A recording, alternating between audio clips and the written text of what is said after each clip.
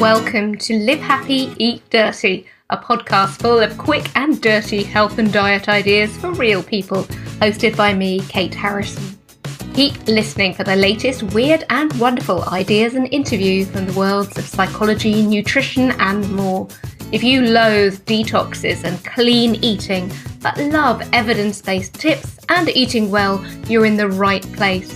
Because you can be slim without giving up cheese, you can be fit without ever trying a triathlon, and you can enjoy your life without having to be a saint. Ditch the guilt. A happy, dirty life is so much more fun. Here's today's show.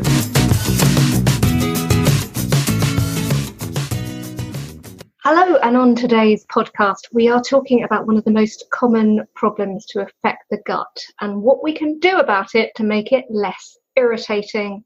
Yes, that's my clue. It's IBS, or irritable bowel syndrome. And I have to say, as someone who's had this on and off since my late teens, the name itself is highly irritating. It's never really seemed to reflect the very real distress and pain it can cause. The good news is that after many years, when doctors often dismiss both the condition and its sufferers as minor and trivial, we're finding out a lot more about what's going on and how we can improve our symptoms. So joining me today to explore what can work with IBS is Helen Phadnis, registered dietitian and all-rounder expert on what to eat to feel brilliant. Helen, welcome back to the podcast. Thank you, Kate. It's good to be back. So let's kick off with the most obvious question. What actually is IBS? So IBS sufferers basically have an extremely sensitive gut. And what that means is that people with IBS experience changes in their gut motility. Either they get diarrhea, where their gut motility is overactive and too fast, or constipation, or it can be intermittent and they get both diarrhea and constipation. And they might also experience some wind, bloating, urgency, and abdominal pain. So otherwise, their gut is functioning completely normally. They're absorbing all of their nutrients, but they're just getting these awful symptoms. And those used to be seen as part of the same syndrome, but I gather now they actually call them different names depending on the main symptoms that you tend to have. Yes, so there are 3 different kinds of IBS. There's IBS-D, which is where diarrhea is predominant, IBS-C for constipation, and then IBS mixed, where you suffer from intermittent diarrhea and constipation. And it's actually the IBS mixed which is most common. You said that the gut is otherwise working normally. So in that case, how is IBS diagnosed? It's a really tricky one to diagnose. It's actually a diagnosis by exclusion. So what that means is there are other diseases of the gut that present in exactly the same way with all of those same symptoms that really need to be ruled out first. So these are celiac disease, inflammatory bowel disease, and bowel cancer. So it's really, really important not to self-diagnose IBS and to seek advice from your GP first to get these tests. Without a firm diagnosis, you can't. If you don't know what you're treating, then you can't treat it. That does make perfect sense, and it might make sense for me to veer quickly off into my history of IBS, because I do first remember getting it around the age of 19 or 20, and I thought there was something really badly wrong with me. I used to get very bad stomach cramps and this definite urgency to go to the loo, often with diarrhea as a result. And it was really difficult, especially at that time of life. It was embarrassing. I just started my career, which involved lots of traveling around the country. I was training as a journalist, and so I would have to try and make frequent loo stops, and I would be covering court cases or other events where it was really awkward to try and leave the room suddenly, and even if I did, then trying to find a loo on my travels could be hard going. So I went to the doctor and pretty much dismissed. So I was told it was probably nerve related.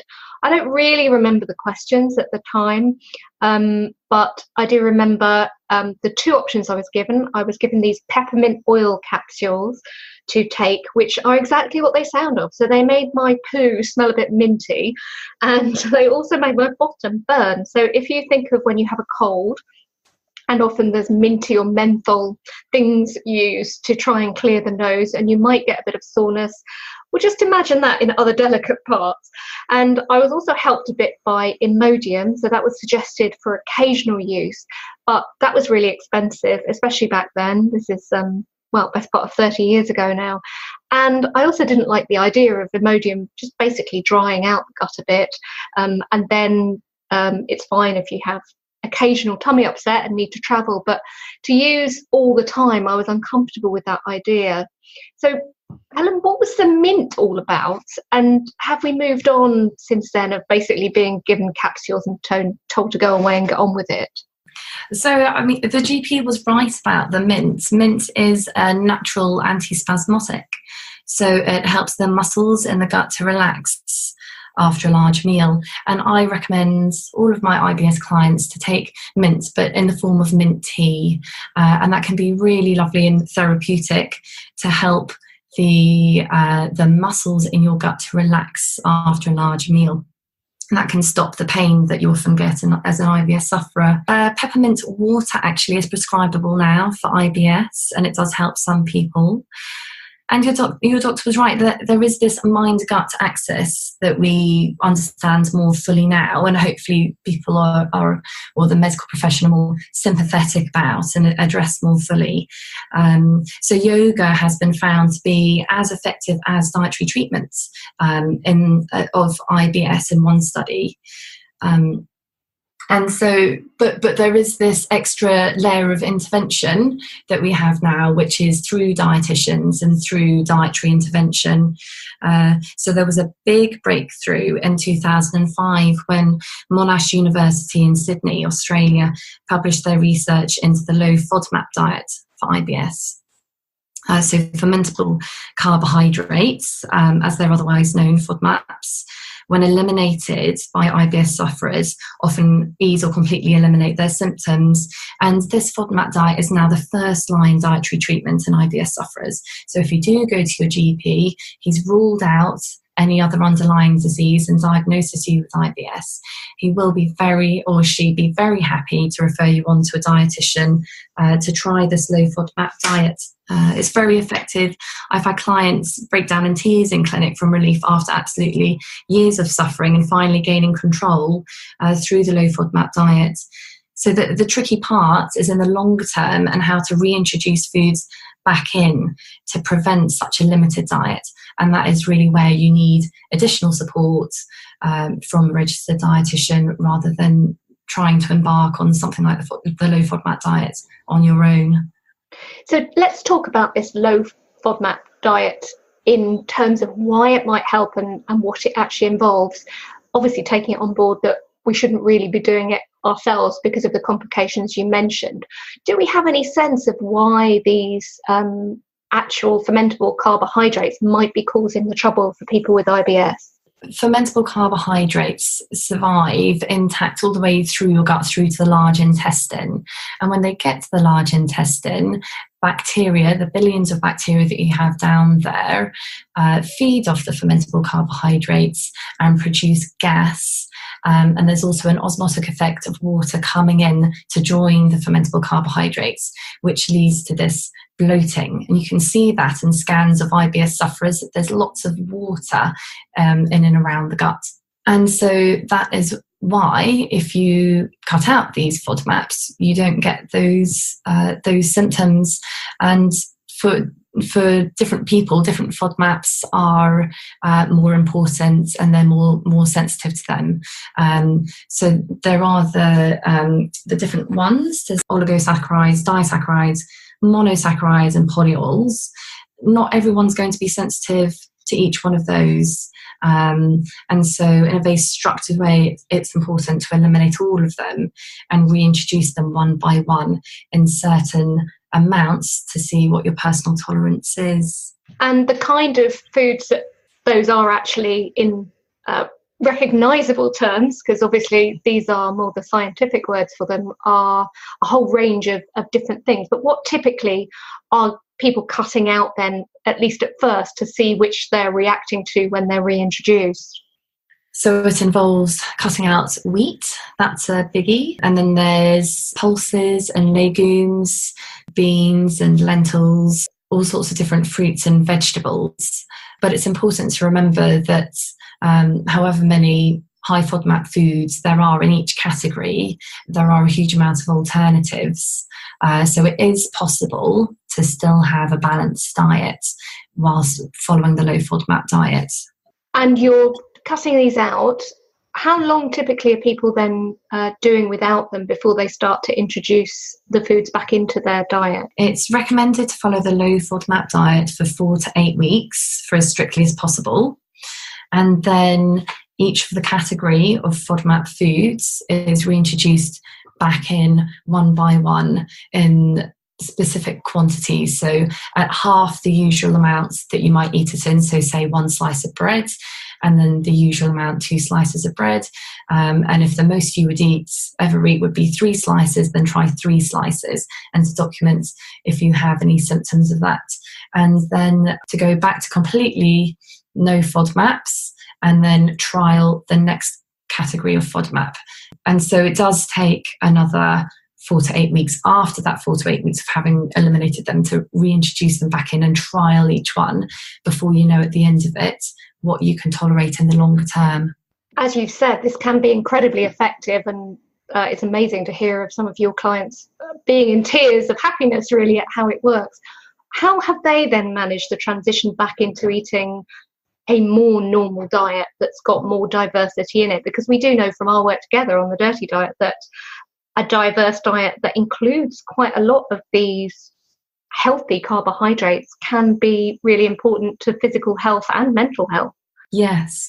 The symptoms of IBS can come and go, and there is the dietary management, managing your symptoms. And so what I find is people get to that point where they know what they can tolerate, but also it's managing stress and being conscious of the fact that if you do lead a hectic lifestyle and you're stressed or anxious and you're not managing that, then it will make your symptoms worse. And if you can get on top of those aspects, it can ease your symptoms, and with time you can potentially reintroduce foods back in that you were not able to tolerate before. I can relate to this on 2 levels, I think. So first of all is I do suspect that as a kid and leading into my teenage years where I first started to get the IBS symptoms, I probably had diminished gut bacteria diversity because I had loads of antibiotics as a kid. I was that kid at school that always used to pick everything up. I had kidney problems and I had tonsillitis, endless bouts, throwing every kind of antibiotic at that, and ear infections and so on. And we do know that there is that relationship between gut diversity and taking antibiotics, which can often be a bit of a sledgehammer to crack the nut. So they will get rid of the bad bugs in your system, but a bit like applying a weed killer, they'll also get rid of the good stuff that you want. So I can totally see that side. And I also suffered quite badly on a nervous level. I used to get very anxious as a kid, have bad dreams. I was absolutely convinced that we were all going to die, aged kind of 14 and nuclear holocaust. I was very much on that kind of nervous level of things. Now that we make more of a connection between serotonin production in the gut and the overall health of the gut being positive for our mental health, it does make a lot more sense. And we do know as well that IBS is more common in people who do suffer from anxiety and depression. I guess what I'd be interested in, Helen, is whenever I've been told that, say, my own mental health or my stress is causing a physical problem, and IBS is a classic example, it makes me feel a bit more guilty. It actually makes me feel anxious about what's going on. So how do you find that you can talk to clients about that? I have to say that knowing that there is a physical component and knowing that the certain foods that we can eat and avoid do that make me feel a bit better, but there is a bit of a stigma attached both to gut health and also to problems with it and mental health. I'd be really interested in your take on that. So the way that I explain it to my clients is that when you're an IBS sufferer, you just have an extremely sensitive gut. So when the average person feels nervous or anxious, maybe they've got a presentation coming up or an interview, they might run to the loo, and that would be completely normal to have some loose motions, a bit of diarrhea from nerves. And so with someone with IBS, if you've been through a particularly stressful period in your life, or as you described, if you've had your gut bacteria knocked out because of a bout of gastroenteritis or a course of antibiotics, you're left with this very sensitive gut. And it doesn't necessarily mean you're an extremely anxious person. It could just be a normal amount of nerves, but your gut is hypersensitive and overreacting to that. So I understand that it is unhelpful if you just receive a message to manage stress, which might happen in a 5-minute GP appointment, when they really just don't have time to give any more constructive advice. But practically, luckily, I work in the private sector where I have a good hour to an hour and a half with a patient, and I can get to the bottom of what might be causing that stress and how it can be addressed, and to make sure that people are receiving the appropriate support for that. And then from my point of view, of course, as you've described, you can positively affect your mental health through your diet and nurturing your gut bacteria. And I think that that's a really powerful, positive tool that we have now, so that we do have more control over that side of things. Which leads us then into that whole area of using probiotics and prebiotics to improve gut health and gut bacteria diversity, which is what we talked about a lot in the Dirty Diet. I was really interested in both of those. So can we talk about probiotics first? Is there evidence that adding back some of what we perceive to be the friendly bacteria, the ones that can be beneficial, actually helping specifically with IBS? There are many studies. It's quite a difficult condition to research, and so it is still a developing area of research, which means we can't necessarily conclusively say if you take this probiotic, your IBS symptoms will resolve.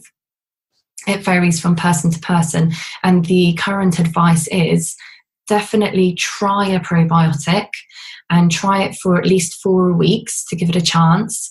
If that probiotic does not work for you, try a different one.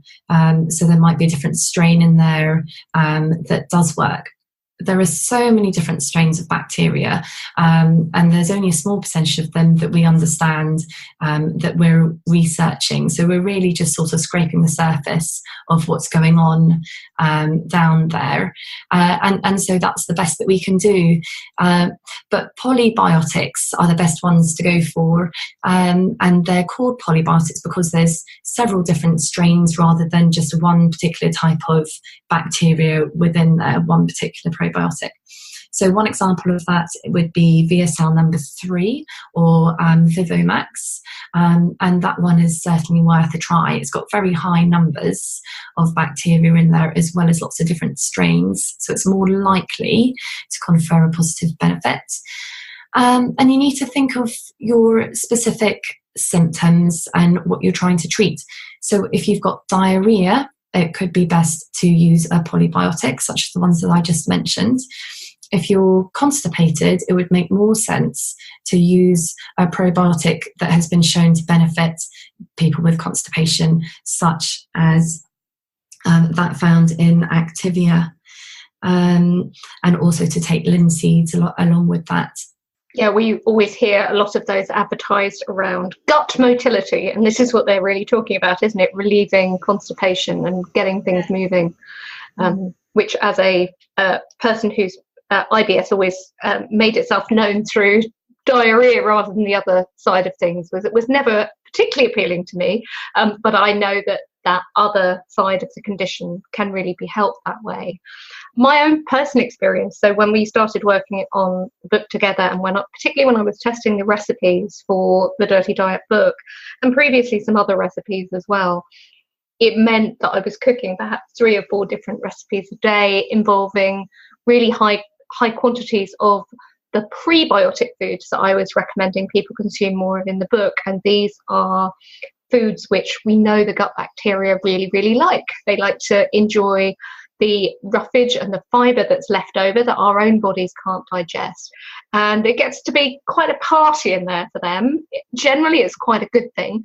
But because my diet really increased very rapidly in these prebiotic foods, I started having a flare-up of my IBS, and we had a discussion about it, and I went and got hold of VSL number 3 and also VivaMix, which are basically the same product but made under different licenses in different labs.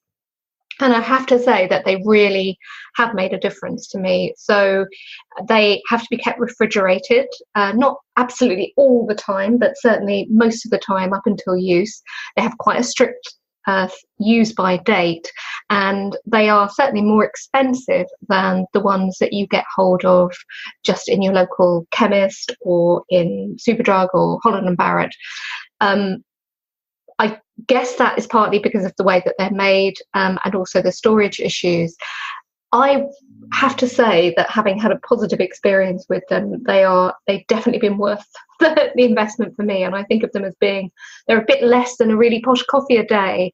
And in my case, they come in a little sachet, which you keep in the fridge, and you sprinkle it's a powder that comes out, and it's slightly sweet, and it's made partly with milk products, so I don't think it's suitable for people who have a lactose allergy.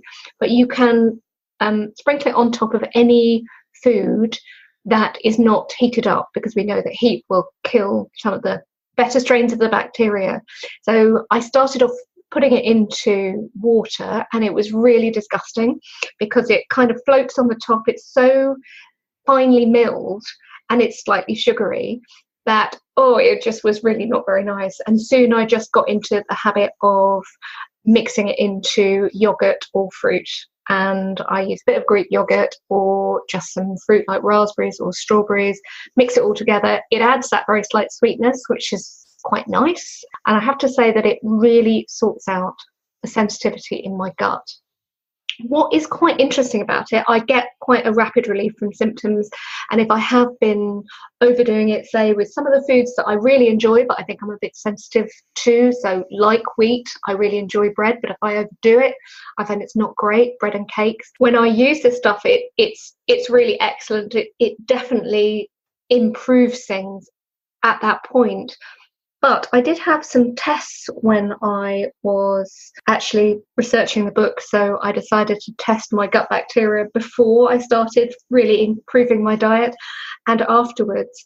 And in the after test, none of the bacteria that were in the VSL3 or the VivaMix actually showed up in the testing that was done in the labs that came back, which is really interesting to me because I was perceiving this effect, but they weren't actually showing up.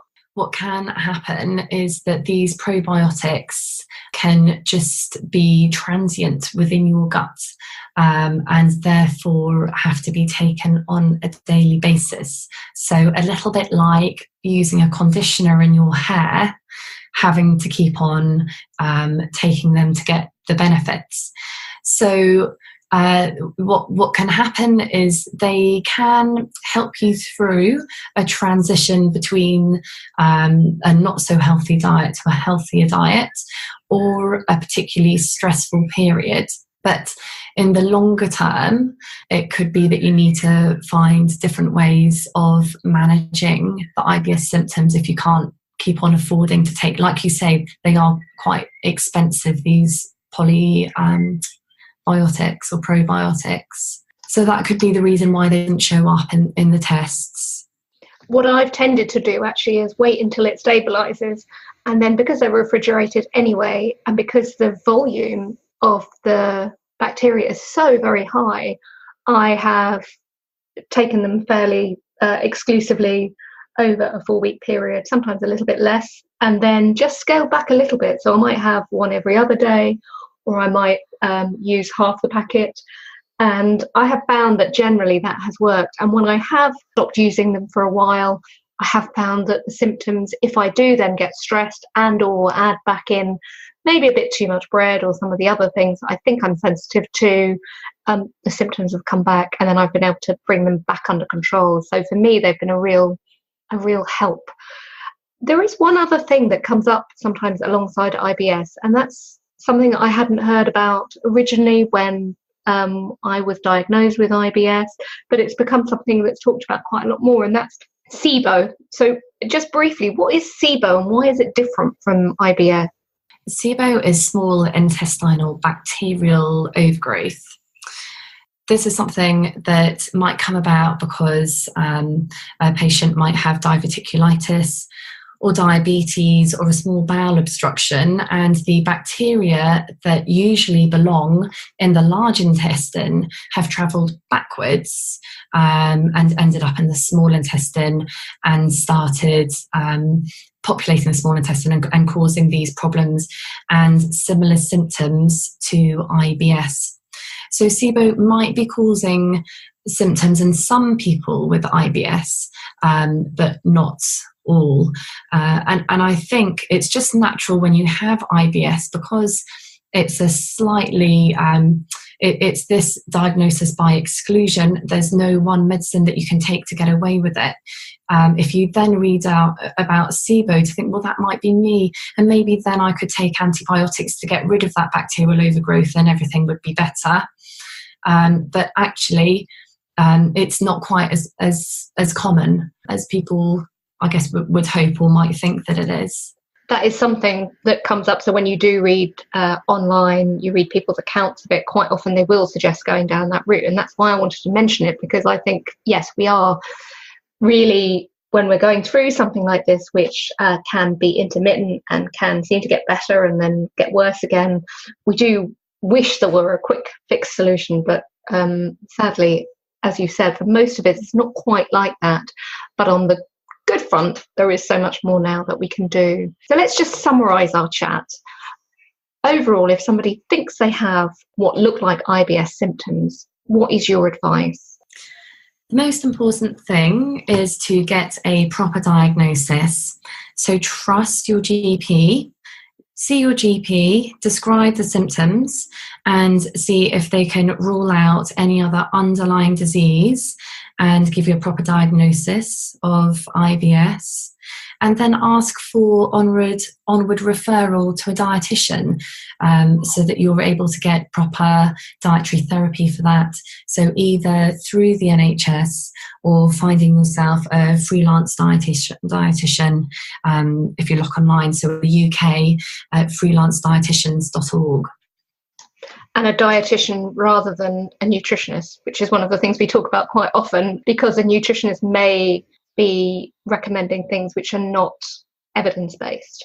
That's right. So by law, dietitians have to be qualified to at least degree level and be giving advice that's completely evidence-based, that you can rely on, and a nutritionist may not be following that.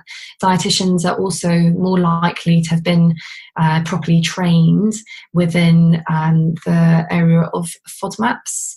And you can find a list of dietitians that are trained in this area at the King's College University website. And we'll put a link to that in the show notes. So don't forget, if you have been listening and taken on board a lot of what Helen says and you would like to speak to Helen personally, she does offer video consultations. So even if you are not down here in the Brighton and Hove area, as we both are, you can get hold of her and look at having a video consultation from wherever you are in the world. And you can find more about her at her website, which is nomnerd.com, which I love every time I read that. And if you want more from me on my story of weight loss and improving my gut health, you can either read the 5-2 Diet book or the Dirty Diet, Ditch the Guilt, Love Your Food. Take a look at the website, the 5-2dietbook.com, or you can download a sample of any of the books via Amazon. That's it for today's Live Happy, Eat Dirty. For free tools and tips to help you live a gloriously imperfect way of life, go to thedirty-diet.com or find us on Facebook /The Dirty Diet. You can also tweet me at Kate Writes Books. And do have a happy and dirty day.